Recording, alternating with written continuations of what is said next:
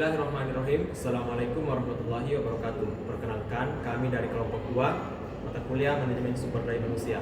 Pada kesempatan kali ini, kelompok saya mengambil tema yaitu evaluasi kinerja, dan bersama saya Alif Alwaidin akan menjelaskan mengenai pengertian dari evaluasi kinerja tersebut serta tujuannya. Saya Selvi Santikesari akan menjelaskan tentang tahap-tahap evaluasi kinerja. Dan saya Putri Febi Aswanda yang akan menjelaskan tentang promosi, demosi, dan rotasi. Selamat menyaksikan. Seperti yang nampak di hadapan saya, seorang manajer sedang melakukan evaluasi kinerja terhadap pegawai.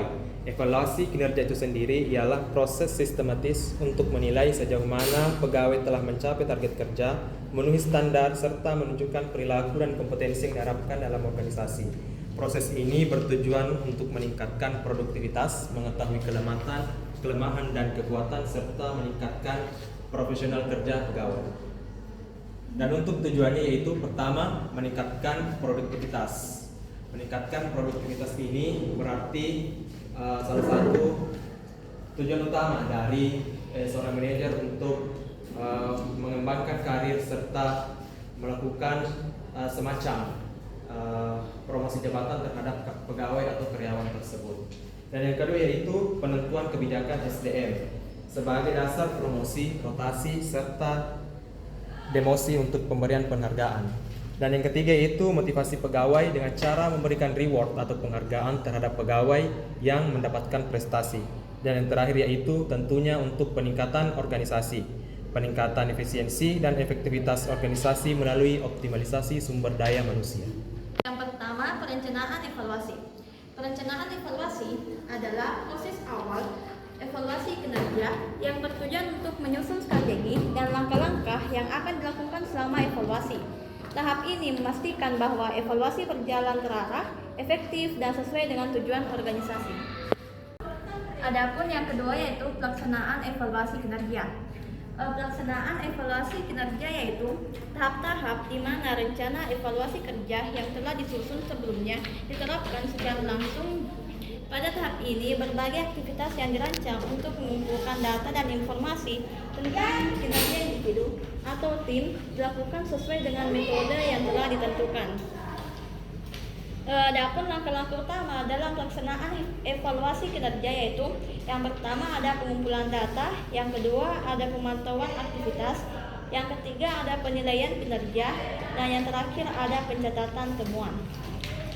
Pelaksanaan evaluasi kinerja harus dilakukan secara objektif, transparan, dan sesuai dengan standar yang telah ditentukan agar hasilnya dapat digunakan untuk perbaikan kinerja atau pengambilan keputusan lebih lanjut. Baik, yang ketiga ada diskusi hasil evaluasi. Diskusi hasil evaluasi merupakan tahap terakhir dalam proses evaluasi kinerja, di mana hasil yang telah diperoleh dari pelaksanaan evaluasi dibahas bersama pihak terkait. Tujuan utama dari tahap ini adalah untuk memberikan umpan balik, penyelesaian masalah, dan merumuskan langkah-langkah perbaikan kinerja di masa mendatang. Adapun tahap-tahapnya yaitu tahap pertama adalah penyampaian hasil evaluasi, tahap kedua yaitu pemberian umpan balik, tahap ketiga diskusi dua arah, dan tahap yang terakhir yaitu dokumentasi hasil diskusi. Selanjutnya yaitu pengertian promosi. Promosi adalah peningkatan posisi, jabatan, atau tanggung jawab seorang pegawai dalam organisasi. Tujuannya untuk memberikan penghargaan atas prestasi kerja dan memotivasi pegawai lain. Contohnya, seorang staf administrasi dipromosikan menjadi supervisor karena kinerjanya yang unggul. Yang kedua, demosi. Demosi adalah penurunan posisi atau jabatan seseorang dalam organisasi karena alasan tertentu, seperti penurunan kinerja atau pelanggaran disiplin. Tujuannya untuk mendisiplinkan atau memberi kesempatan pegawai memperbaiki diri. Contohnya, seorang manajer diturunkan menjadi staf karena gagal memenuhi target kerja. Dan yang terakhir yaitu rotasi. Rotasi adalah pemindahan pegawai dari satu posisi atau divisi ke posisi atau divisi lain tanpa perubahan status atau jabatan. Tujuannya untuk memperluas wawasan, meningkatkan fleksibilitas, dan menghindari kejenuhan kerja. Contohnya, seorang pegawai keuangan dipindahkan ke divisi pemasaran untuk menambah pengalaman.